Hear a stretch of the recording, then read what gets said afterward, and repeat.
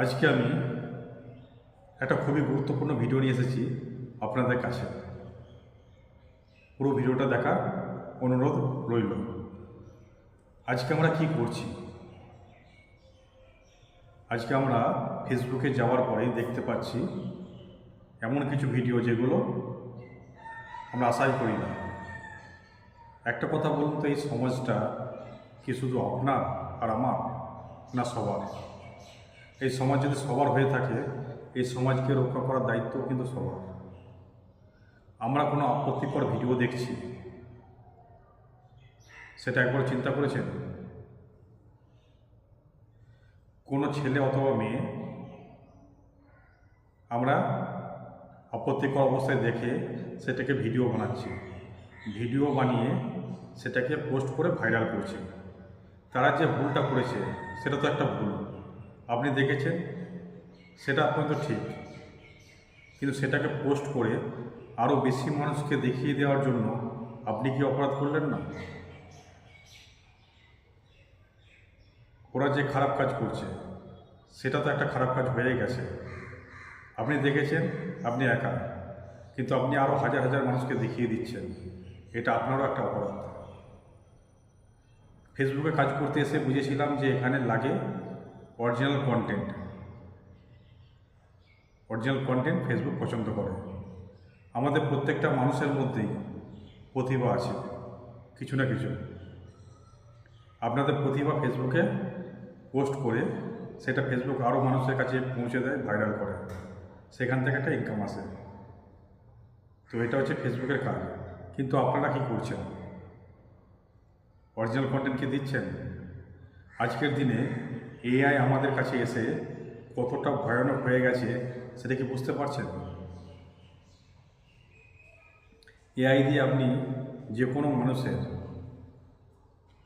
আপত্তিকর ভিডিও বানিয়ে দিচ্ছেন, যেটা সবার জন্য দেখা ভিডিওই নয়।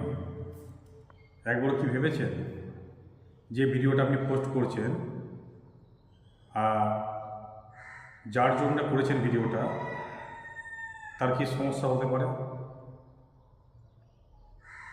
আপনি পোস্ট করছেন, হয়তো আপনার মধ্যে বিবেক মনুষ্যত্ব কিছুই নেই।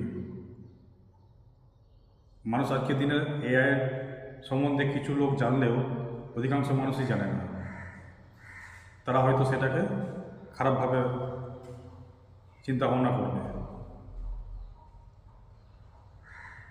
আপনার বিবেক মনুষ্যত্ব যদি শেষ হয়ে যায়, আপনার পরিবারের মানুষের অবশ্যই আছে বিবেক মনুষ্যত্ব, তাদেরও তো খারাপ লাগতে পারে।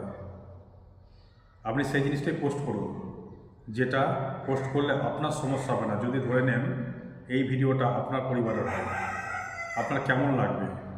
যদি মনে হয় যে আমার পরিবারের ভিডিও ভাইরাল হলে এই ধরনের আমার কোনো সমস্যা নেই, তবে আপনি সেই ভিডিওটাই পোস্ট করবেন।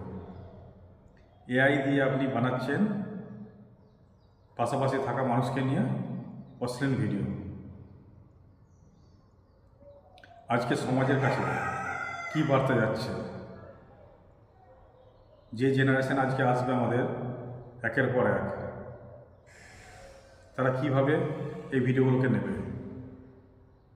একবার চিন্তা করে দেখুন।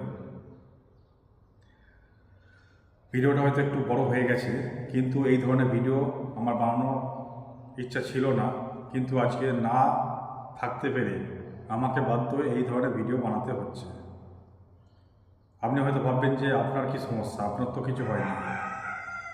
বাংলায় একটা প্রবাদ বাক্য আছে, ঘুটে পড়ে গোবর হাসে। সব গোবরকেই যে একদিন ঘুটে হতে হবে আর তাকে পুড়তে হবে, এটা কিন্তু সত্য। আজকে যার জন্য ভাইরাল ভিডিও বানাচ্ছে, যার জন্য এআই দিয়ে ভিডিও বানাচ্ছে, যার ভিডিও ভাইরাল করছে, তার হয়তো খারাপ লাগছে। যে বানাচ্ছে সে যে আপনার বানাবে না, তার কি কোনো গ্যারান্টি আছে?